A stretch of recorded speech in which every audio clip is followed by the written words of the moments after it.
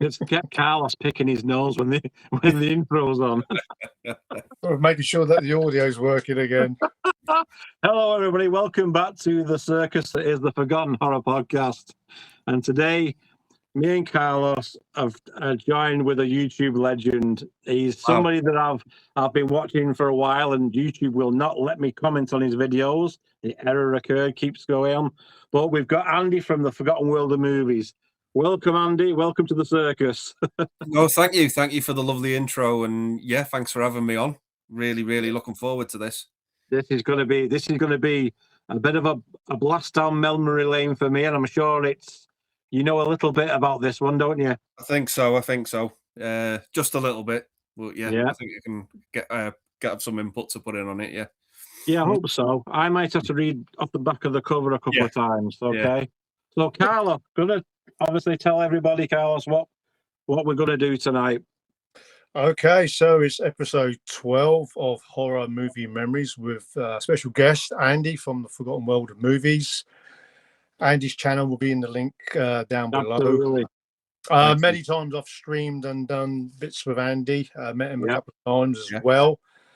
And this is a much-loved vampire movie from 1985, directed by Tom Holland and starring Chris Sarandon and William Ragsdale and also Roddy McDowall.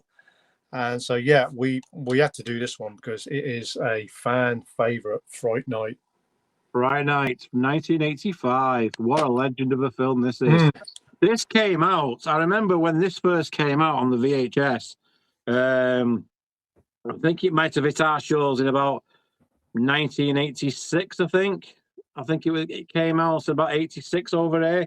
And at that point, there was a need for a more modern vampire film. If my memory is serving correctly, there wasn't that many modern style vampire films that come out there. This is pre-Lost Boys. Near Dark was not on the horizon yet. Vamp, another one that was not on the horizon. So this one really, to me, it sets the boundaries between traditional and modern vampire films. There's a little bridge between what vampires we're going to morph into. But 1986, I watched this for the first time. I must say, I loved it. I thought it was just one of the. It was fresh for me. It was fresh. I saw it and I thought, how cool is it to have like a vampire move next door to you? Andy, what are your memories of this movie when you first watched this one? So I probably saw this for the first time very early 2000s. I think I was about 10 or 11 when I first saw it. It was Channel 5 to the rescue again, because Channel 5 throughout the week was playing horror films from, the 80s. It was playing all sorts. And I said this before in the video I did with Nigel. I was a big Planet of the Apes fan. Roddy McDowall was in there, and I'd come across the TV guide, and my mum said to me, there's a film on with Roddy McDowall called Fright Night, and I was like, all right, okay, so I had a read of it in the thing, and I was like, I like the sound of that. So I stayed up, watched it, and absolutely fell in love with the movie. It was one of those I watched where I didn't have the tape to record it or anything like that, so it was just all I had after watching it was the memory. Couldn't go back and rewatch it or anything like that. And I remember the next day at school saying like, "Oh, did anyone watch this film called Fright Night last night?" And everyone was like, "No." I was like, so I'm left with all this built up excitement for this vampire film. I've got no one to talk to about it. And yeah, my dad ended up getting me the DVD of it, and I think I've wore that DVD out. Just was watching it over and over and over again. It's not a film I find particularly scary. It's just over the years, it's become a comfort horror film for me. I can just put it on any time of year, just put it on and watch it and have an absolute blast with it. It never disappoints. It never gets stale for me when I'm watching it. It never outstays its welcome. I just think it's a really good, solid vampire film. And I just absolutely enjoy every second of it. It just works for me. Obviously, the viewers will know that myself and Davey are a little bit more older, so everyone's going to have their own sort of horror movie memories. I mean, for me, At the time when I was renting movies out in the VHS days, when I was 13, a little bit underaged. So when this came out, it would have been about 86. So I would have been 15 years old renting this one out. And for me, renting movies out in the VHS days from my independent video store, Video Madness, never forget the name of it. Anything with a gory cover or somebody with a handgun basically told me I'm renting that movie out. But I mean, this artwork, I mean, that kind of screams, please hire the movie and rent it out for the weekend. So obviously the cover caught my eye, and I'm pretty sure I might have seen a trailer, because rented movies from video stores, when you pop your tape in, you would have a trailer. And obviously what caught my eye again was the kind of the creepy neighborhood sort of setting that drew me in. And obviously when I rented it, absolutely loved it. And if I'm really honest, I'm not a big vampire fan, but Fright Night is one that I always love. Yeah, I mean, because we're slightly older than Andy, the experience of, like you've just said, Carlos, I went into the video shop, and I mean, I don't know if Andy knows, but I got an older sister, and my mum and dad used to go out on a Friday. Well, my dad used to go out on a Friday with my mum because he used to play darts. Typical Northerner. He used to play darts. So my older sister, my sister, and her friends and all the boyfriends are coming to our house because we got like the VHS player, you know what I mean? So, and they were the big thing at the time. We didn't own it. We couldn't afford to own one. We had to rent it, you know, and the TV as well. Nobody owned a video player back then in 1981, 82. It was a new thing. So they would all go out and buy the video nasties with what turned into the video nasties. They'd go and rent the video nasties. No age certificates on them at all. So I got hammered. I mean, I was into Bruce Lee. My first love was Bruce Lee. And then my mum, God rest her soul, she let me see Halloween 1. And I think it was, like Nigel was saying, it was on in the early 80s. And it was just before Halloween 2 got released onto VHS, because it hadn't been released. And I was mesmerized by that. And obviously when I watched Halloween 2. So that was my introduction. And then my sister's boyfriend at the time said to me, have you seen Dawn of the Dead? And I said, oh, no. He said, I'll bring that Friday night when we come down. Oh, mate.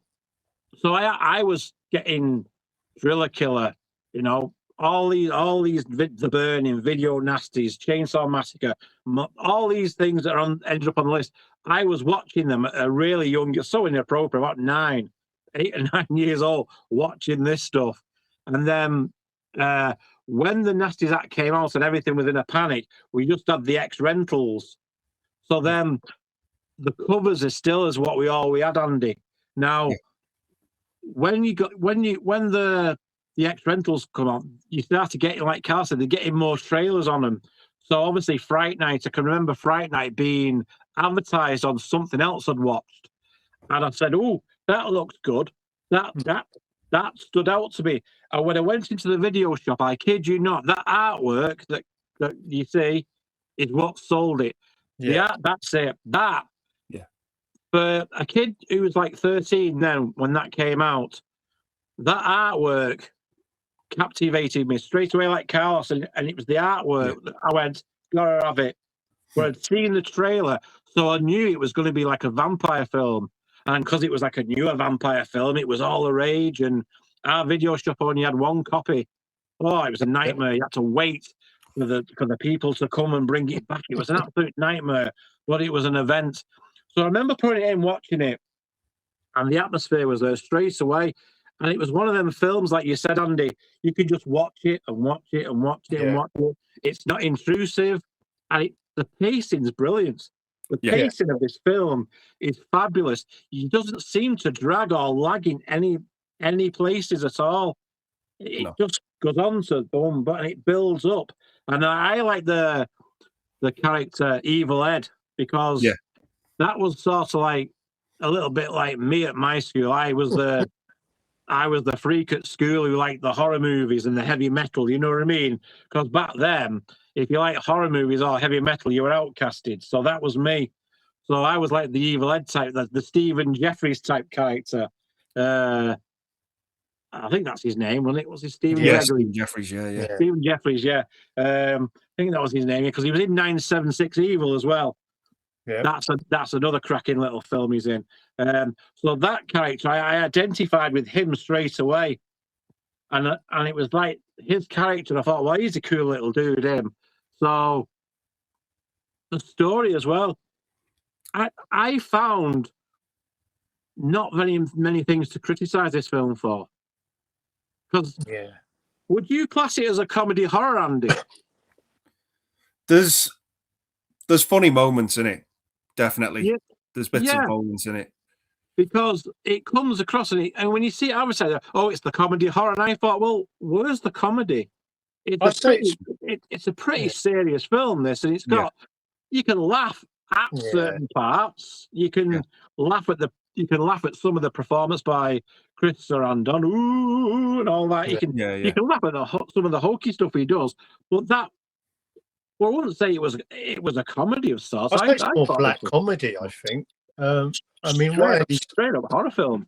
I mean, like Andy says, it's so rewatchable. I think one of the good things about this movie, the characters that you have, they're all kind of likable sort of characters. I mean, even Chris Sarandon's character, who plays Jerry Dandridge, he was supposed to be in the original script a little bit more of a villain, but they kind of dialed it down, him to be a little bit more human.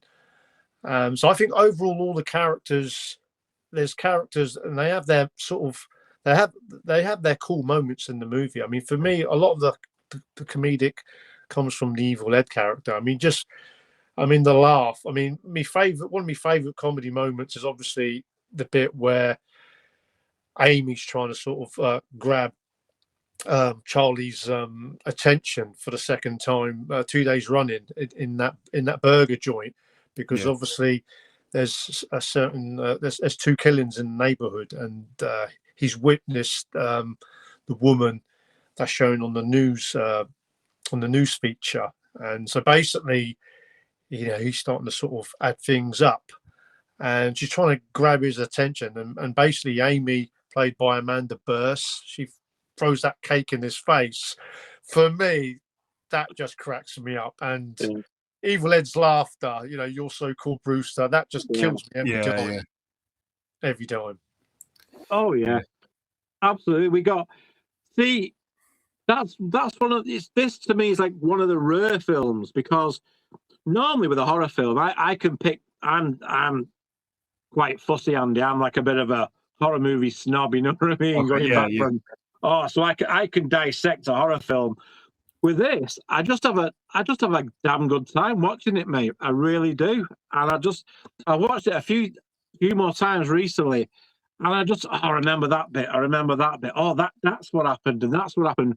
And I must say, the soundtrack's pretty cool as well. Oh. And was it Brad Fielder who did the Terminator the year before? Yeah. Great soundtrack as well, mate. Yeah, it's on point. The Come to Me score is fantastic. I think I prefer it without the lyrics. If I'm honest, I just prefer the instrumental stuff. Yeah, I do. Yeah, it's I think there's like two versions of it. There's the version where he actually finds out Jerry Dandridge is the vampire in obviously the window scene.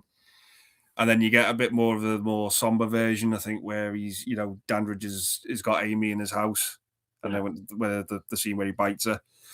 But yeah, you're on point there with the music. I think it fits with the movie so well.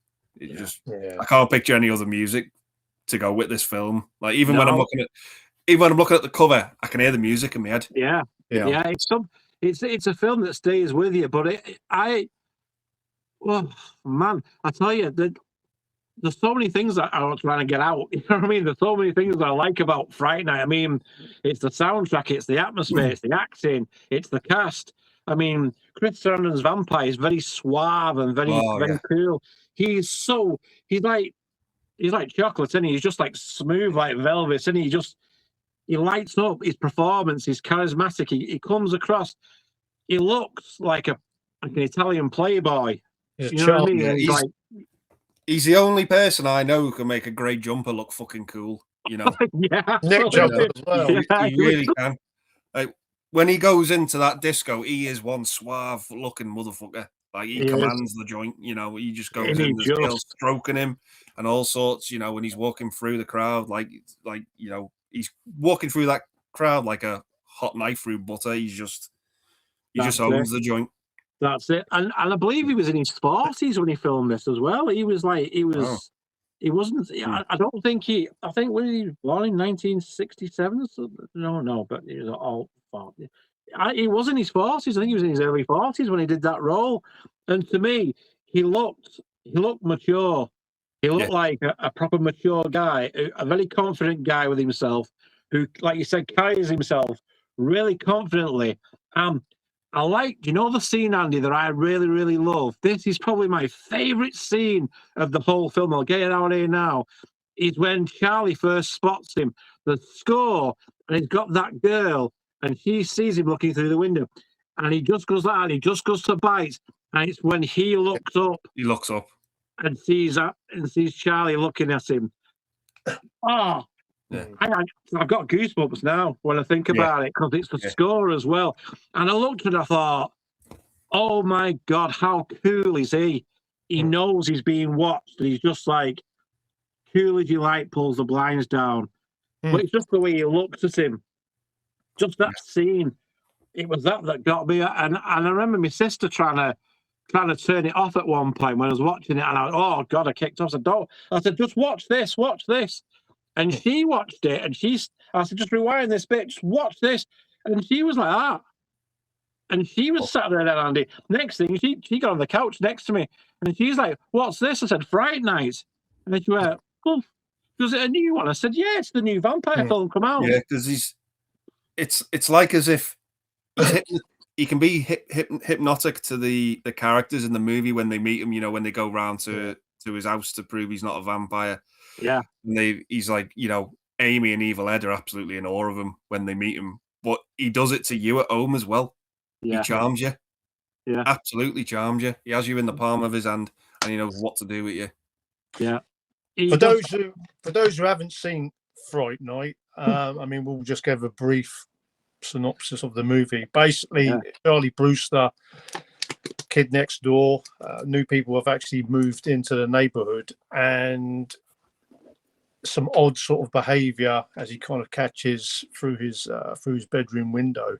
And obviously he thinks that the guy who's moved in with his roommate are vampires. So basically he tries to tell his girlfriend, he tries to tell, you know, a local policeman, but they're just not having it. Even his best friend doesn't sort of really believe him. So it's basically Charlie Brewster trying to prove to everybody that there's a vampire next door to him. Even his mother thinks that he's a bit odd. But I mean, Chris Sarandon, like I say, he was really, really smooth. I mean, what I heard, I think he was going to be more of a villain, but I think they dialed his character down where he was more of a charmer. I'm glad they did. Then obviously the female Amy, which in the original draft, they wasn't going to have the Amy character. So with her coming into it, it kind of made him a little bit more human. And obviously it's a little bit of a love triangle because, like Andy says, he's quite hypnotic and he kind of catches the eye of Amy a little bit more into the movie. But, I mean, the characters in this movie, I mean, William Ragsdale, who plays Charlie Brewster, I mean, he's really likable. I mean, there's a lot of funny moments, but a lot of it, you're kind of on this side. You want him to prove people wrong that he's actually right. So a lot of the great characters are in this movie, and obviously Roddy McDowall, no doubt we'll talk about him. But yeah, like I say, I like Chris Sarandon. Obviously he'd been, was he Academy Award nominated for Dog Day Afternoon? Yeah. And he was also in Child's Play. He played, I think, the police detective. Another Tom Holland film, Yeah. I always he's also He's the voice of Jack Skellington as well from Nightmare Before Christmas. Yeah.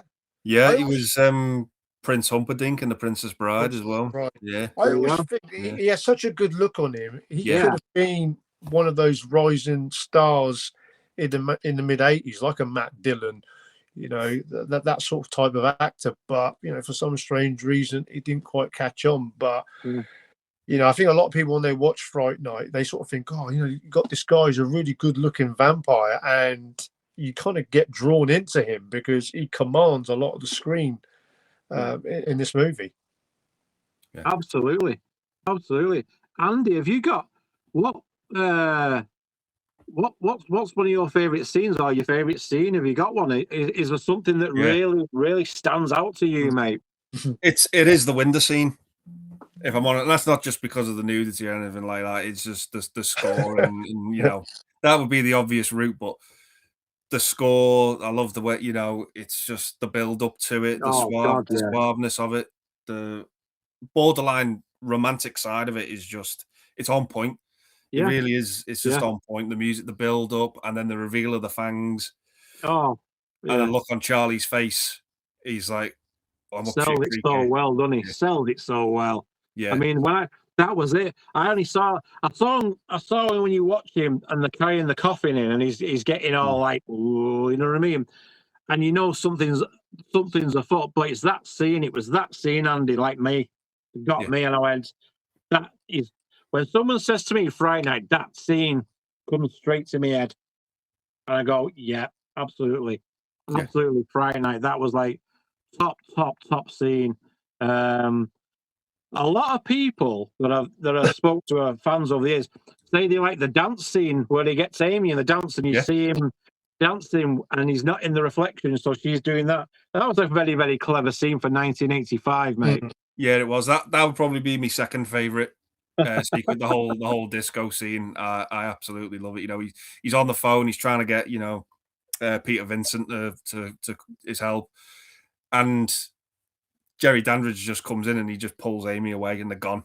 They're gone in a second, the blink of an eye, and he just captivates her, absolutely just as her, and she takes over. I always thought, you know, when the dancing and her hair slightly changes, I always thought maybe is she kind of transforming back to the woman he once knew years ago when he was alive.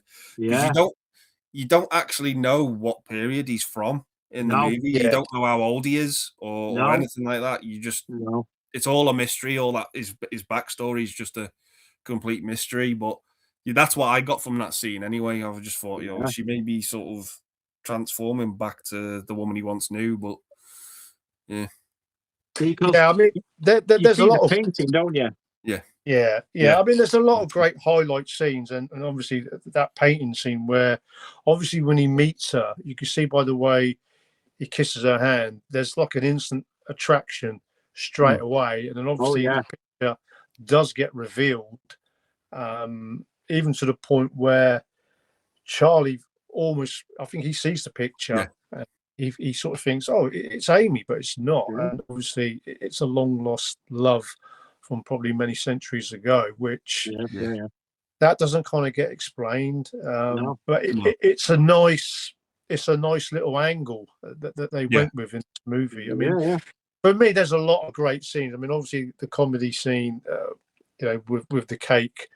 You're so cool, Brewster. I love that scene to bits. I also like the kind of when Evil Ed turns full vampire and he goes out against Peter Vincent, and you know, the wolf scene. I think the effects in that scene, and every time I watch that, you know, the incident where he kind of gets stabbed with one of the railings on the banister, I think it is, and it's like a real slow death, and obviously you see the way he changes.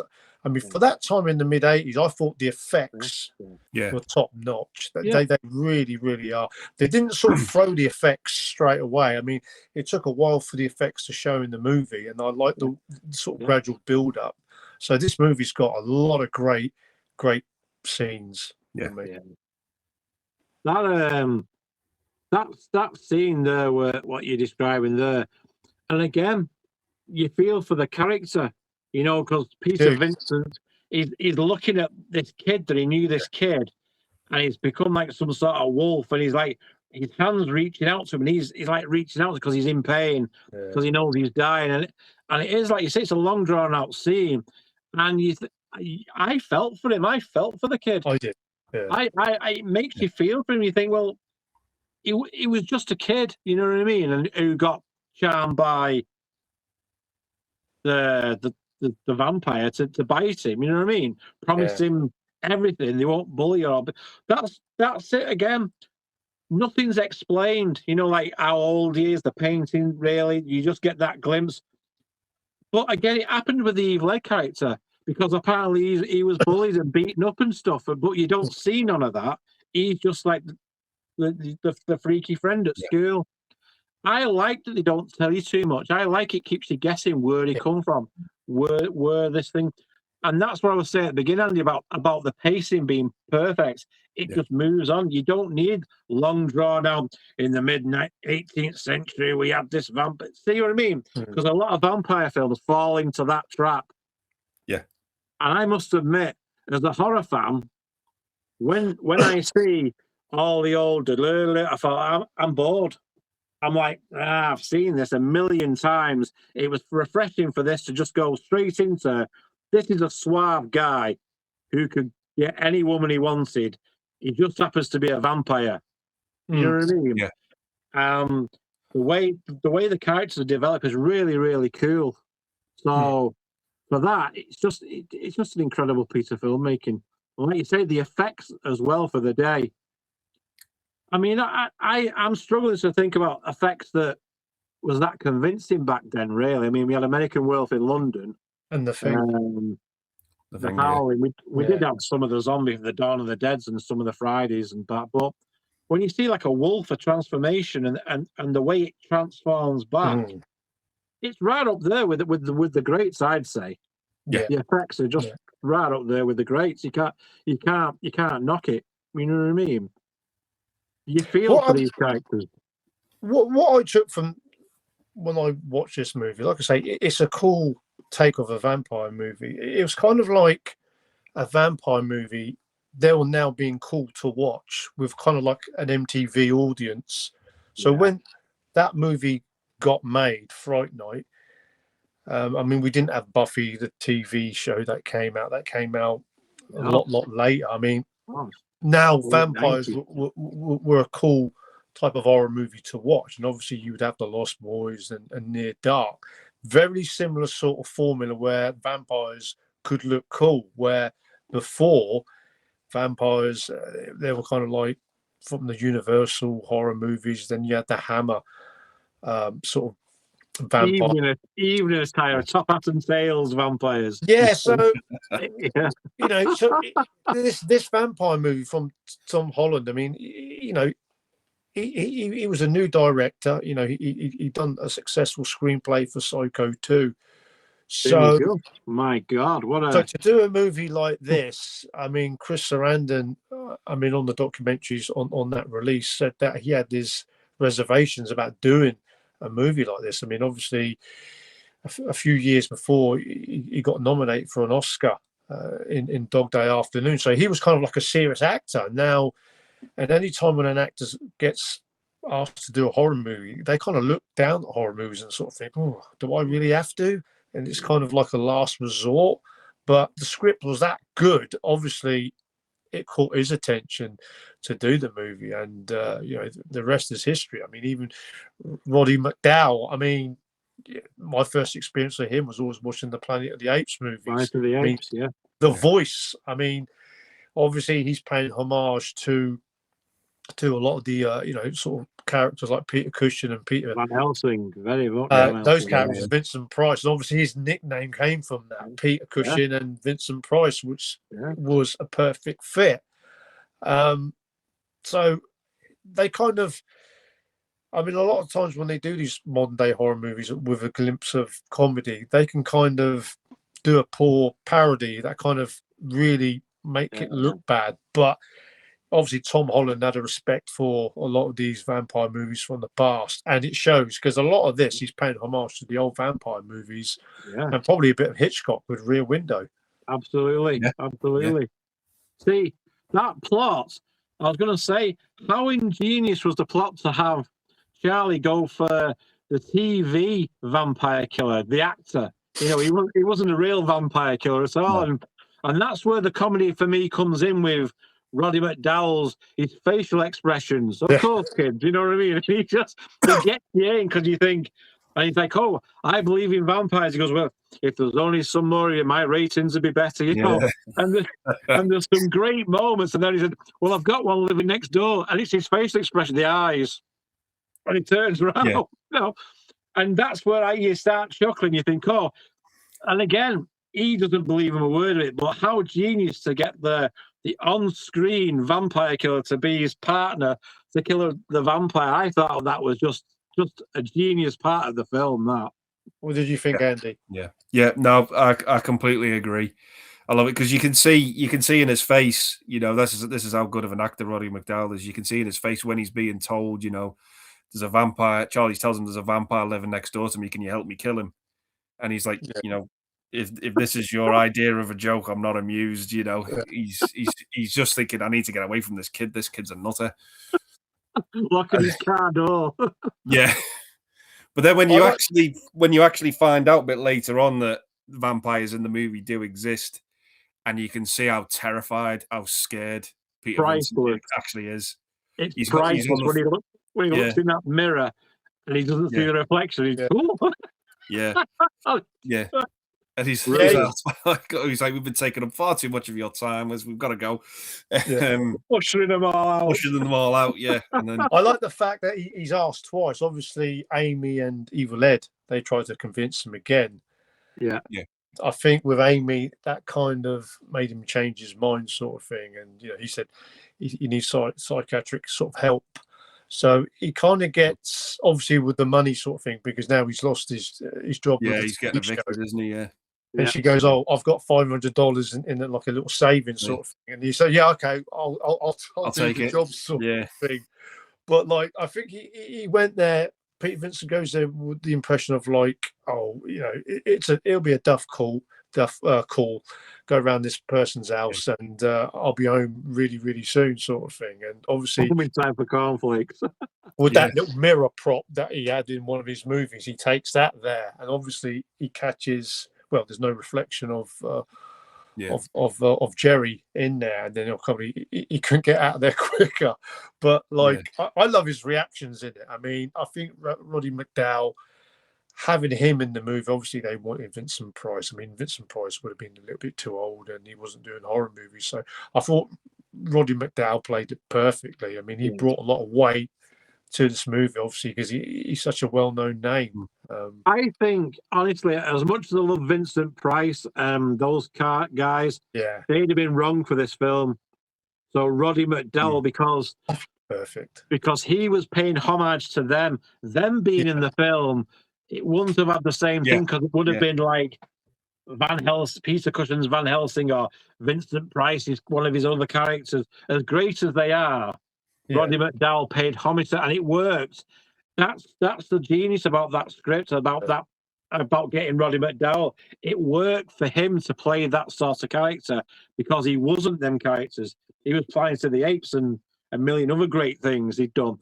So having him as the vampire killer, I mean, even when you see him on the TV at the beginning, where and I shall kill the vampire, and he's got the stake the wrong way around. You know what I mean? You play it away, you think, oh wow, this is just a complete send up. But I remember being a kid. I think you do as well, Carlos, and we watched those type of vampire films, those old vampire films on black and white TVs back in the early 80s, late 70s, early 80s, and that's the sort of stuff we were watching. So when I see Roddy McDowall doing that, it just takes me back there, and I buy everything that he's doing. You know, and I think it's really cool that Charlie Brewster thinks that he's a real vampire killer and he's the guy for the job. He even said he's just an old man thinking. He even said, he goes, "Yeah, I'm just a character." and he's trying to convince him. And I think it was also cool when he had all them props. He was a fan of movies. Yeah. He had like all the Dracula posters up. I thought that was really, really cool seeing that. What did you think of that, Andy? Yeah, no, it's like, you know, when they go round to his flat and you're looking around and you go, oh yeah, this is, I wouldn't mind having a snoop around here, you know, all the stuff. Yeah, it just looks absolutely amazing. Well, yeah. You had like picture of Ben Lugosi on the wall and sort of thing. It was like a real. I mean, what made it cool? He was playing like a struggling actor as well, because I mean, obviously at that time McDowall wasn't getting, you know, he was a lot late in his career, sort of thing. So it kind of fit the you know, as his time was in movies and TV at the time, it kind of fit the role that he was playing a struggling actor in Fright Night, and I thought it just adds to it. I mean, I love the faces that he pulls. I mean, when Evil Ed gets killed off, there's a scene where Jerry says, you know, when he pulls out the cross, he says you've got to have real faith in it, and it doesn't work on me, because he's really a fake. He's not a real vampire killer, but obviously when he does kill, spoiler alert, Evil Ed, now he's got that little bit of belief and power that he's going to go and get Jerry, sort of thing. And I like that, because now, instead of running away from the situation, he now wants to help Charlie Brewster, obviously. The Amy situation. Yeah, you can see it when, you know, when after the whole disco scene, when Charlie goes round to his house and he says, look, I need your help. And you can see how scared he looks. He's clinging on to that crucifix, and he's like, I can't do it. And he says, you know, Peter Vincent isn't even my real name. Yeah, that as well. It's just a character in a movie, you know. And then he's clinging on, and then, you know, he says if Jerry said if we don't go round, he's going to kill Amy. So we've got to do something. And then Charlie ends up going on his own, and then all of a sudden Peter Vincent's there. He's 110% in character, and he's ready to go. You know. I think that character, that, like you said, I think he realised without Peter Vincent, the character, he was not going to get the job done as who he really was. So he put, like you said, the costume become his power, didn't it, Andy? He become Peter Vincent, the vampire killer, and he was like, right, and he could see his actions change, and he got the confidence to win the. Well, he did waver a second when he sees the house with all the mist and the fog coming out. Yeah, so then he's like, oh. Really, really top performance by him. And, I also like the Billy Cole character, who's his roommate. I mean, there were certain scenes where you sort of think, is there a bit of a sort of gay relationship going on, which doesn't get explained. Where, especially that moment where he's cleaning his hand, where he had that sort of first incident with Charlie Brewster when he comes in his bedroom, and obviously the stab wound, and Billy's cleaning up Jerry's hand, where he's kind of like on his knees. That's a little bit what's going on here. Sort of you can kind of go, like, it is hinted at a little bit when his mum's like says like, oh, he's probably gay, but you know, but for my look and all that, and Charlie's like, oh, I don't think so, because he's having these women come round to his house, but then you realise he's only really having them come round for food, you know, to bite and you know, just dispose of. So it is hinted at very subtly, I think. It's very cleverly planted, that seed, though, hasn't it? Really, so it does make you think. I mean, I watched that scene, and I've seen it. Obviously, I've seen it a lot of times. But it's like when you take notice of it when you're older. You take notice of it, you think, okay. I mean, he's like quite, you know, it is like Carlos said, he's tending to his wounds, and he's like there looking or thinking, that could be hinted at right there. Because there's a bit at the end as well where I think they knock Charlie out on the stairs, and the way Billy Cole stood there and Jerry's behind him, and he just sort of borderline romantically leans on him. You know, it's like, and Peter Vincent's looking petrified, and he runs off. You know. Also when he sees him after he shoots him on the stairs, and they see him and he sees him lying there. You see the emotion in his face, look, and then And he says, "Oh, we've got him. We've got you." And he goes, "Oh," and he looks and he pauses and he goes, "You think so?" And then he bolts, doesn't he? So yeah, there's more of a relationship there than led to believe, I think. Yeah. He took six bullets, didn't he? I love that scene. The way he just got up, it kind of like a little bit like Michael Myers. The way he just kind of walked up those stairs. The first headshot, boom! I thought, oh, headshot straight away down. And then he gets back up, and then his eye looks like quite freaky, doesn't it? When he's coming up the stairs, he's got like a weird looking eye. It's like, oh, and so he's obviously not human either. So he's like the manservant, but he's obviously. I think he gets staked as well, doesn't he? I think before. When he starts to come out that mist, you just see the hands come out the mist. Yeah. That was probably the freakiest part of the movie for me. But there's because he says, doesn't he? He says, "What about Billy Cole? How are you going to defeat him?" And he says, "Well, he's human, isn't he? He walks around in daylight, so we've got to kill him." But there's a bit more, so it's not that easy. Can't get rid of him that easily. No, it's just a bit more planted there. Yeah. And that, I think that has also, Tom Holland took notice of probably like Salem's Lot for that. Remember Peter Straker? He was the human to Mr. Barlow. He was like Barlow's protector. But at the end, when he picks the doctor up and then he stabs the doctor on the antlers, and David's still shooting him and he's still coming down after him. See, I could see the similarities. I thought, well, he's human, but he's not, because he's taking like 5 or 6 bullet shots here, and he's got the human strength. So I think that was a homage to Mr. Stryker in Salem's Lot, the human. Yeah, I think that. Yeah. I see a lot of Rear Window in this. Obviously, I love the scenes where he's looking out the window. I just think a lot of it is a little bit Hitchcock influenced. And it adds to it. I mean, you could say movies like The Burbs and even What Lies Belief. That was kind of very sort of Rear Window-ish. But this one, it's done in a real cool sort of MTV sort of styled way. And I think a lot of teenagers, when they watched this movie in the mid-80s, they were big fans, and obviously we had Lost Boys and Near Dark. It's kind of a new generation of vampire movies, because I wasn't really a fan of stuff like Interview with a Vampire with Tom Cruise. I didn't want to see all that old shit, because that'd been already done. So when this movie came out, it was fresh. Yeah, that's what I was saying. I mean, when you watch Fright Night in 85, 86, when we saw it, it's a great film. You go, oh, right, it's moved on. Then we got Lost Boys, Near Dark, Vamp, Grace Jones. I love that one as well. It had moved on to like that bit. Then you had Buffy. Then all of a sudden, Interview with a Vampire, and it takes it back to the Renaissance period. I thought it's gone backwards. Bram Stoker's Dracula took it backwards a bit. You know what I mean? It was not. And we've had that, like you said, Carl, we've had them vampires back then. That was our past. We wanted new vampires, didn't we, at that point? That's what Fright Night did. It bridged the gap between old and then the new stuff.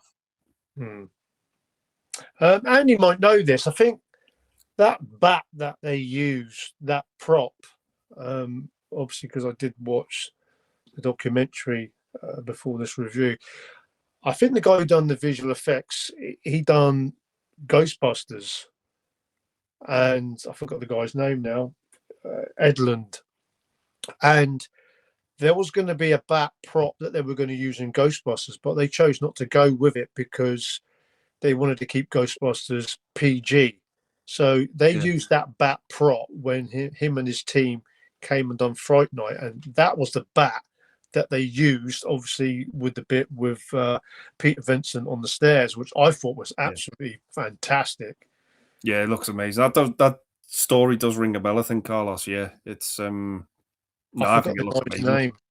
Something Edlund. I think he was the head of the visual effects of Ghostbusters, and this prop wasn't used, so he kind of took it and used it in Fright Night to full effect. I mean, I love that scene where it's Peter Vincent with the bat. Obviously, he's changed into a bat. I just thought that was just so cool to see that little struggle on the top of the stairs just really added to the movie. Even the way they do the transformation is quite clever, because he sort of dives off the stairs and then all you see is the shadow change into the bat, and the way that's done is brilliant. And it flies right at him, doesn't it, as well? Which again, like I said, it's a nod to the old day Dracula turning into a bat. You know what I mean? But it's like a modern demon type bat as well. You know what I mean? It's a proper nasty thing comes at you. Yeah, it's I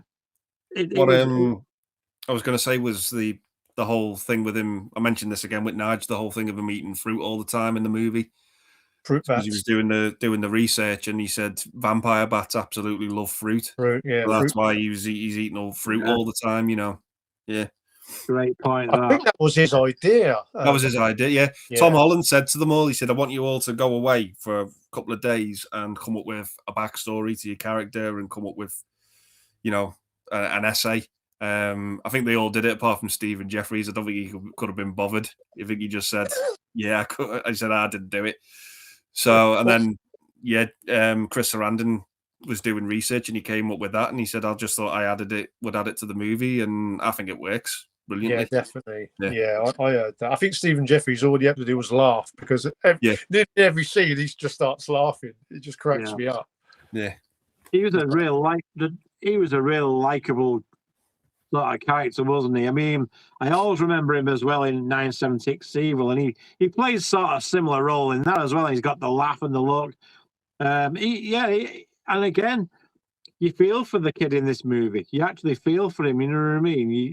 You find out that he's not had the best school life and whatever, and he's being bullied or whatever, and then he gets seduced to becoming a vampire by the lead host, and he's and then when you feel for him when he gets killed. But the effects in this, I mean, like I say, the pacing.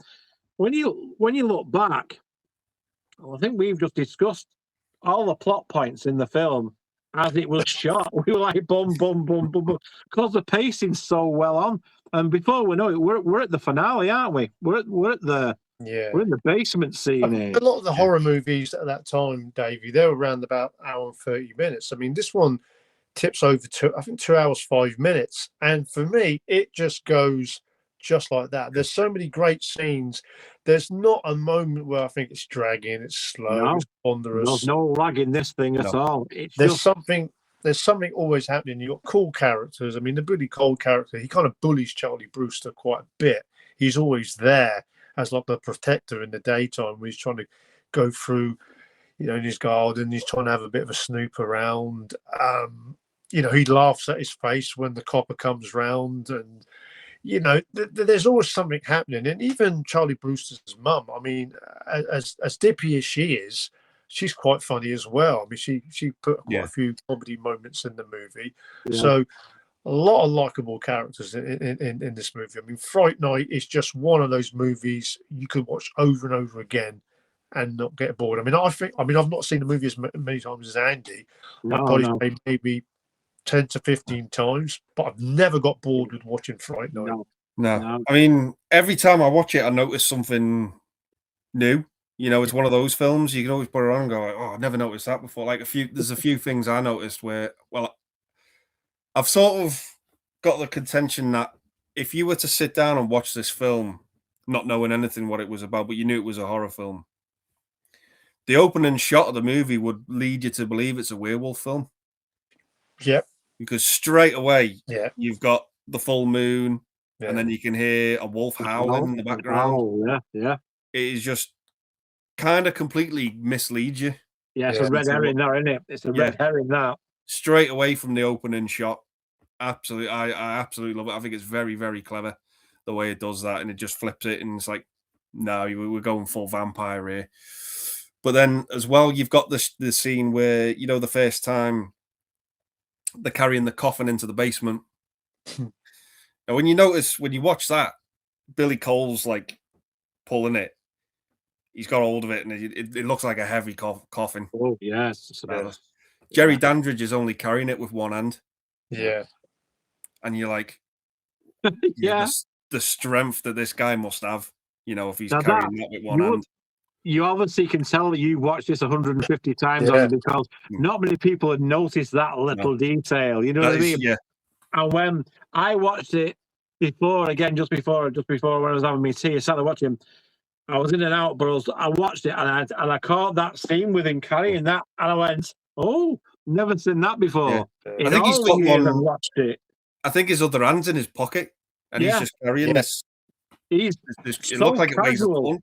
Yeah, He's just so casual walking in, like, you know, and that's the suaveness.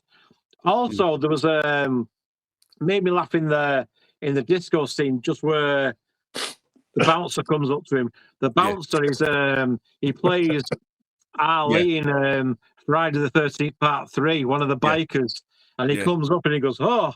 And as soon as I saw him, I just started laughing. I said, well, Jason did him in Part 3. You know what I mean? So I was already, when I saw that, I was already juicing then, because there was a Friday the 13th connection for me in there. I was like, oh, it's Ali from one of the bikers in Part 3 from the barn. His sister's like, what are you talking about? I went, him there. I think he gets his throat slashed.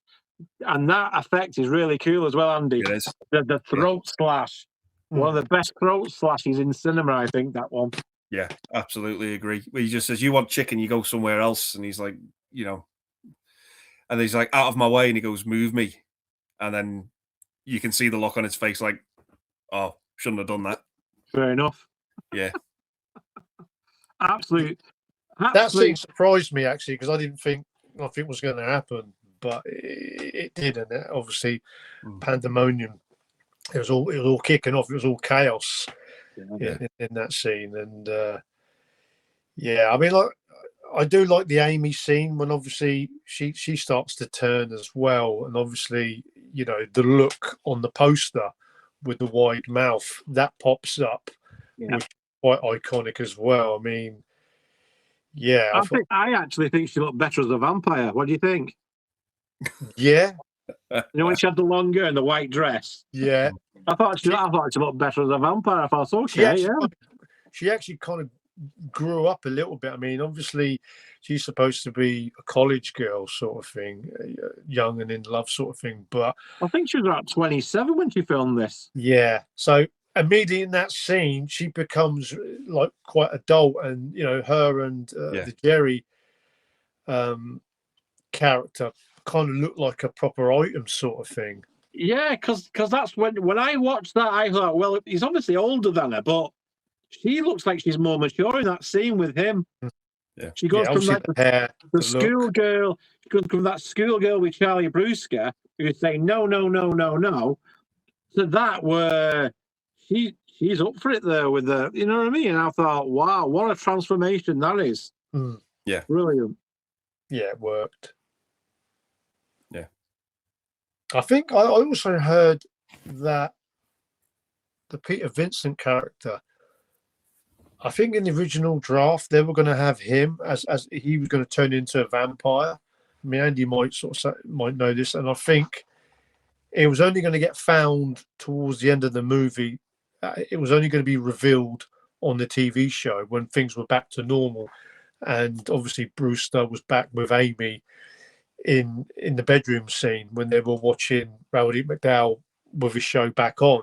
They were going to reveal that he was going to become a vampire, but they kind of thought, no, because he's made that journey where he's kind of like a failed actor. He's lost his job. He's really a fake vampire sort of killer. And why would they turn him into a vampire? So I'm glad they didn't go with that. You know, it might have worked. Obviously, probably would have worked for the sequel. But I'm glad they kept it like that, because I like Roddy McDowall's character, and I think he deserved to be with Charlie Brewster as the hero, and kind of you know, they overcame the odds in the movie. Yeah, they've both got different odds to overcome as well themselves. You know, they've both got their own personal battles that they're dealing with. You know, he's sort of a struggling actor who's losing his show, and Charlie's just wants to sort of get his life back together. You know, this vampire moving next door to him has completely turned his life upside down, you know, and he just wants. They've both got their their battles that they both overcome. But I always found it a bit weird where Peter Vincent he's been fired from his show, but then all of a sudden after they beat, he's back on. He's just miraculously back on the air doing his show. But I think it deserved that sort of happy ending. It did. And I think he was fantastic. He's one of the highlights for me because there was a lot of TV and movies, a lot of TV shows and movies that I always watched him. I mean, it's him playing Cornelius in the Planet of the Apes movies. I mean, his voice is so. That's his voice. Yeah. It didn't matter that he was under a mask, but kind of really well-spoken sort of Englishman who went to Hollywood at a young age, and just a legend. And I'm like, I kind of go with what Davey said. It would have been cool to have Peter Cushing or Vincent Price, but they might have been a little bit too old. But Rowdy, he knew the part that he was playing, and he was paying homage to those guys, and he was fantastic. He really was. Yeah, I agree. So, I mean, final thoughts on this one. I mean, it's just, for me, it's probably one of the best vampire films ever, I'd say, without a shadow of a doubt. Andy, what do you think, mate? What do you think, Andy? How do you rate it? It's my favourite vampire film of all time. Yeah. It's right. I think with this one, you're either in the Fright Night camp or the Lost Boys camp. I think it was it's either that one or the two, but I've seen this one more times than I've seen Lost Boys. I've got nothing against Lost Boys. I really don't.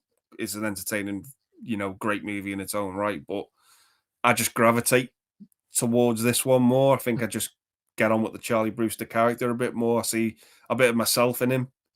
You're just into watching movies all the time, and you do kind of second guess and go, maybe he is getting a bit carried away because he's seen all these films, and I just find it a bit more relatable. But there's nothing. I think Fright Night did have an inspiration on Lost Boys, because we know when we were talking earlier about the trials that they put Chris Sarandon through. Well, they did, the Frog Brothers did the same, didn't they, to the guy? So you could see little bits. They pick little bits of ideas, and I think that's where Fright Night stands as a really strong modern vampire film on its own, because it was pre-Lost Boys, pre-Near Dark, pre-Vamp. I mean, I'm a massive fan of Vamp. I mean, that's hokey, but I'm a massive fan of Vamp as well. All around that era, we had 3 or 4 class vampire films. This, Lost Boys, Vamp, Near Dark, 4 of them. Brilliant. Around the same time, there was a film that I always liked. It was about the same year, 1985, and it was Once Bitten. Now that's a comedy with Jim Carrey. Jim Carrey. Yeah. Jim Carrey. I always liked that. That was his first starring role, and that was the same era. So when you look at that film and you look at Once Bitten and you look at Fright Night seems years ahead in advancements of the way it was filmed, the atmosphere, and it was basically the same year. But it's like 2 different. It looks like worlds apart in quality and the way it is. You know what I mean? Yeah. So Fright Night is an absolute classic, absolute winner. And if, like you say, if anybody's not seen Fright Night, and if we haven't convinced you to watch it, then I love the Lost Boys. I love Near Dark, but Fright Night there's just so much. I mean, Roddy McDowall's character, for me, I love the fact that they're paying homage to the vampire movies. Even just the look of him really adds to it for me. And I love the Rear Window sort of homage to it as well. And for me, the setting, it just grabs me every time. I mean, from the opening moment, like Andy said, you think it's going to be a werewolf movie. It throws you in straight away. You know it's going to be a horror movie. And like Andy says, it's not really scary, but it's just a cool vampire movie, and I love it for that. The effects as well, the music as well. It just always has me wanting to see the movie again and again and again. It's one of the classic horror movies for me. Yeah, Great. I mean, if it's the greatest vampire movie, I do need to see the new 4K of Salem's Lot, because I love that as well. Yeah. I think I might just slightly have Fright Night ahead, but having said that, the last time I watched Salem's Lot a couple of years ago, that went up a hell of a lot for me by watching it all in one go rather than in the two parts. So, yeah, but I mean, without a doubt, Fright Night is one of the greatest vampire movies for sure. If not the greatest. I tend to not compare them because they're all those movies. They've all got something that I identify with anyway. If I would say what my favorite vampire movie probably is, I would probably go Salem's Lot, because that was one of the very, very first, and it scared the bejesus out of me when I first saw Barlow jump up in that prison scene. But watching this and then watching Lost Boys, I mean, I related more to Lost Boys because of the motorbikes and the fashion, because that's what I was. I was a teenager. I had a motocross bike and longer, and the music, so I related to that more.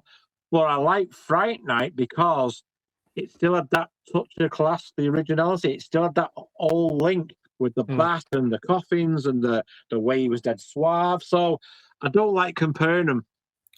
Yeah, I know we shouldn't do that. I can't compare which is which, because Near Dark's got some excellent scenes.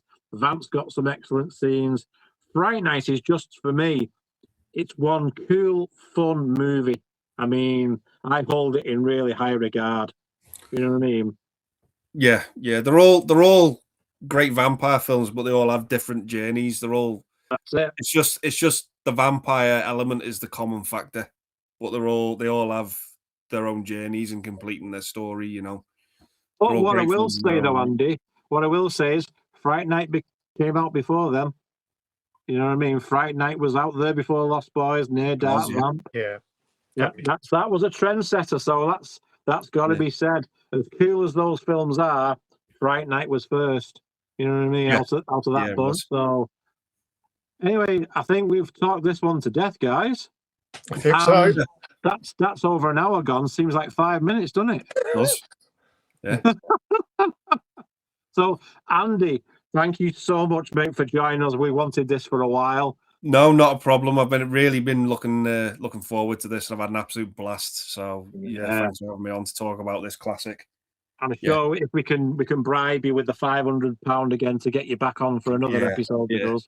Maybe Friday Night 2. Fright Night Part 2. We'll come back and see that. Yeah. Fright Night Part 2. Okay, so that's again the same duo are in that, aren't they? So it'd be interesting to get your thoughts on that one as well, Andy, for that video. Okay, we'll make Fright Night Part 2. We'll pencil you in for that one then, mate. Okay. Yeah. Anything to add, Carlos? Well, just a huge thanks for Andy coming on board with this. I mean, obviously, when I put the idea to Andy, I knew, if I dangled the carrot with this one, I know Andy's a massive fan of this movie. Yeah, and absolutely. As soon as I told him the idea, he was like, just let me know when you're all set to go. And I knew he would come on board on this because he's a massive fan of not just this movie. He's a fan of movies. I mean, like I say, his link will be in the description box down below. Yeah, fantastic all channel. Genres, fantastic channel, movie fan, content related. Andy's many times we've streamed together, we've met up together. Fantastic channel, and just really happy that he came on board with this episode. And so huge thanks for Andy from Forgotten World of Movies. Guys, please sub to him. And he's only about 10 minutes away from me anyway. Okay, awesome. Yeah, just round the corner. Yeah, just round the corner. He's just down the road from me there, so which is pretty cool. So I'm bound to be stalking Andy at one point through the window. Yeah, awesome. I don't want it to be like that. I don't want it to be like that Fright Night scene, though. I don't want to see you. You got it there, mate. Yeah. On the window. I need your hand tending to Andy. So do you want me to say what we've got coming up, Davey? Yeah, you go for it, Carlos. Yeah. Yeah, so we've got more horror movie memories. We're going to be doing episode 13 of a late 1980s kind of black comedy slasher movie about a kind of like a farmhouse, like a farm slaughterhouse serial killer. So we've kind of dropped the actual description in there. So guys, if you know what that is, just let us know what you think it could be. And again, we'll have more horror movie memories. It's been an absolute blast talking this 1985 Tom Holland classic with Andy, who loves this movie.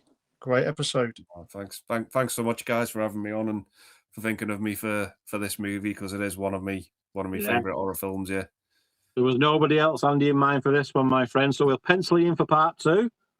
Yeah, would love to come back and discuss Fright Night part 2. It'd be another cracking episode. Right, everybody, that's going to round it up. Yeah. Thank you so much for joining us. Again, links to Andy's channel down there. He's on Instagram and that. Go over. The guy's a legend, like I said at the beginning. Well, just go over, check him out. Also check out Carlos as well. He's Eastwood for Life fan as well. And if you're brave enough, subscribe to us, because we'll bring more horror movie madness back soon. Cheers, everybody. Thanks again, Andy. No, thank you. Thanks a lot. Bye to everyone. Thanks for watching. Yeah. Cheers.